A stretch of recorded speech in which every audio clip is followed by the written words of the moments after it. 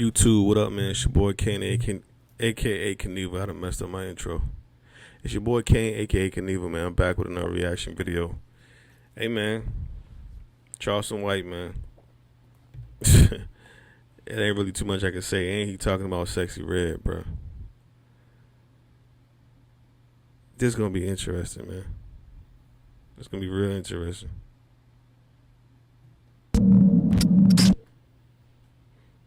Sexxy Red. Yeah. And Yo, hey, she going crazy, bro. You got to give her flowers, bro. She going crazy. yeah, I hate her. Yeah, that's she's delivering a whole. Bro, this dude hate everybody, bro. He hate everybody, bro. I ain't never seen nobody hate as many people in my life, man. This dude hate everybody, man. Spirit amongst young girls. She's introducing. We've had a gangster spirit. The gangster spirit damn near wiped the young black males out. This whole spirit is fit to do a number on the young black girls. They already got the boys. They never had focus on black girls before. The powers to be, the tools of white supremacy have never just strictly targeted black girls. They first started targeting black girls with imagery, saying, black girl, you're not pretty if you don't have white girl hair. Those were symbolic things that they were doing. Now they're stripping the black girl of the black man had already shamed the black woman's image to the world by way of rap lyrics. Bitch, hoe, suck my dick, pouring beer on her in the rap videos. So that's why Miss Dolores C. Tucker came out and said, hold up, y'all, this misogyny music. So that's why she came out and did. She saw what it was doing, right? So now we're at a point now, if a black woman is raped, she's gonna be questioned compared to a white woman. They're gonna automatically think a black girl wants it. So what we're gonna start seeing, because of the imagery of Sexxy Red, we're gonna start back seeing white boys getting drunk, getting their trucks, going back into the black community, snatching up the Sexxy Red looking black girl, or booking one prostitute for a Sexxy Red. It's gonna get ugly, for the black girl. So the black girl finna start being raped more. She finna start being publicly brutalized like the woman who was hit in the head with the rock. All of this imagery makes it easy for a black woman to get hit in the head with a rock, and we all stand around and look at it. Because she's being demeaned. She's being degraded in such a way, you'll start spitting on her. Turning that booty hole, that pussy up, putting your head to the ground, making your ass to the world. Man, listen, black girls are gonna start being molested at a rate that you guys have not seen like no other because of the imagery. Because little black girls is finna start becoming sexually explicit. To sing the songs of Brown Booty Hole, little black girls is finna start becoming more enticing to pedophiles. 12-year-old homosexual boys is finna start having grown homosexual because they're gonna be more like the music, homie. The music. I didn't want to stop him, man, before, I actually heard out most of what he said, man, but this is a whole rabbit hole, man. When you really think about what he's saying, I mean, before I even started the video, I already said it was going to be crazy, man. And I think it was because, you never know what type of reaction you're going to get. But I think a lot of what he says is he's on the money, man. I can honestly say that a lot of things that he says make a lot of sense. And unfortunately, it does. I think he puts the medicine inside of the candy, and he gets people's, attention to be able to say the things that he says. The first thing he said was that he hated. You see Charleston White, he either gonna say something crazy or gonna say something that's, pretty profound. And like I said, I didn't want to interrupt him before, I shared my opinion, man. And I don't think I really am right now, man. But it's a deep rabbit hole. You gotta. Is it entertainment or is it propaganda? You know what I mean? Satan have always existed in music. Lucifer, the devil, darkness have always lived through music. That's why it's always been a parental advisory, and it's always been, man, kids ain't supposed to hear it out, cut it out. Because the darkness inside of you, whether those are your desires or whatever, are usually activated in music. That's why a nigga play love songs, sex songs. It can be activated in music. So these elements are being deposited, homie, in our children, because they get to hear this shit. They get to see this shit.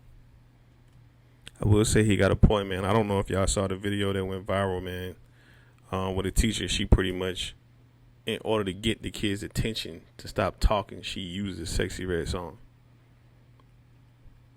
But I also believe that Sexxy Red can't completely be 100% blamed for her actions and her antics.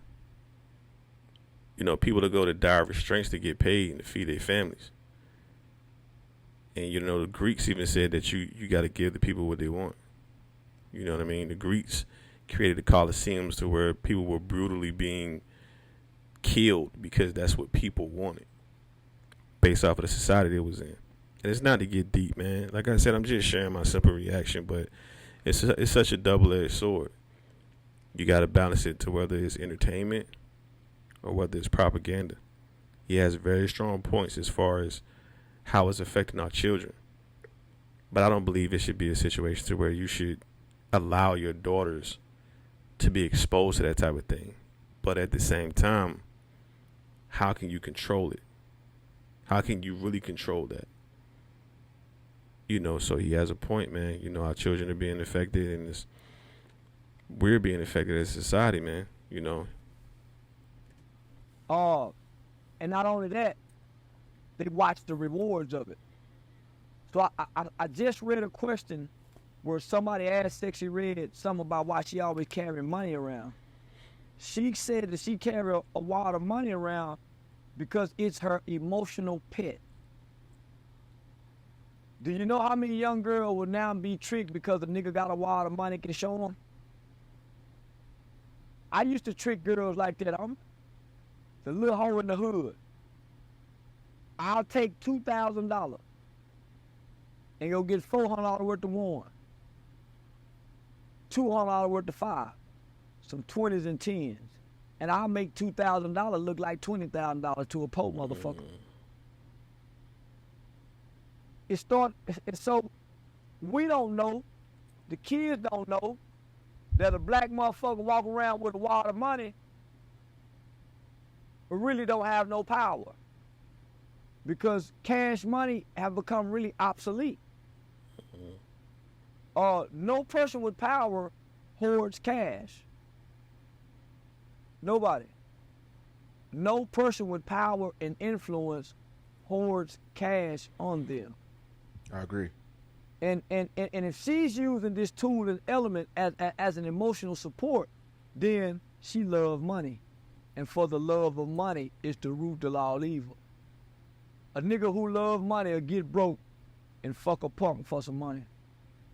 A nigga who love money will rob his homeboy when he get mad at him because he love money. Nigga who love money, nigga, a damn near kill mama for the insurance money. Man, that actually happened in Chicago, man. I don't know if y'all know. This is probably like the early 2000s, man.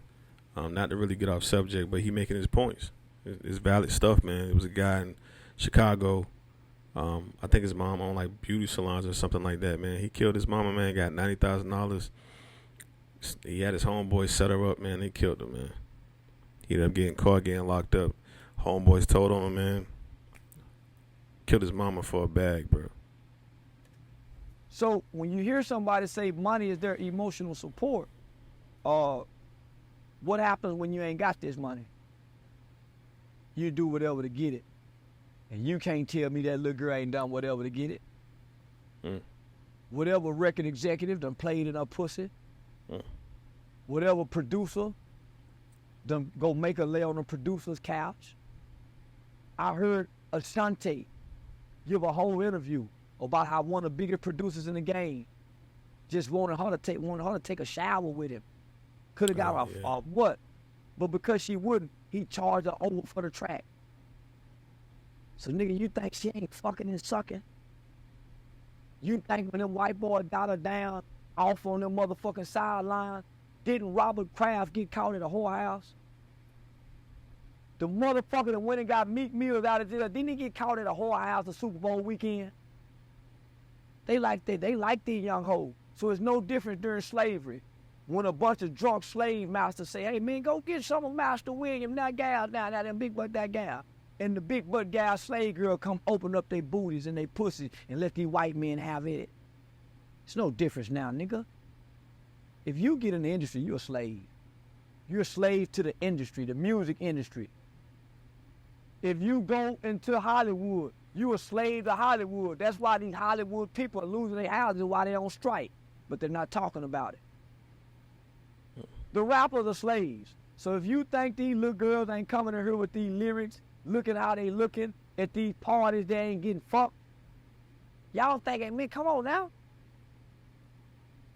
Y'all think these sick-minded ass people at the highest heights with all this money ain't digging in their booty all they rapping about? Y'all keep playing crazy if y'all want to. That's why I don't want in. Hey, man. I can leave it at that for real, man. Like I said, I can go on hours about something like that, man. But it's unfortunate, you know what I mean, what our society and our people have become. But I think at the same time, you know, it's a double-edged sword. I always say it's two sides to every coin, man. I think our people are waking up and our people are understanding, you know, it's not the best thing to be rapping about stuff like that, especially as a female. On one hand, you have a lot of people that are tired of hearing that type of stuff. People got tired of hearing the city girls and what they was talking about. You got people that's tired of hearing drill music. I think our people are in the space to where, you know, we're slightly waking up. But I think the society and the confines that we put ourselves in, it kind of makes it a little harder to really realize what's going on. And I think people like Charleston White, you know, he makes those type of statements to wake people up.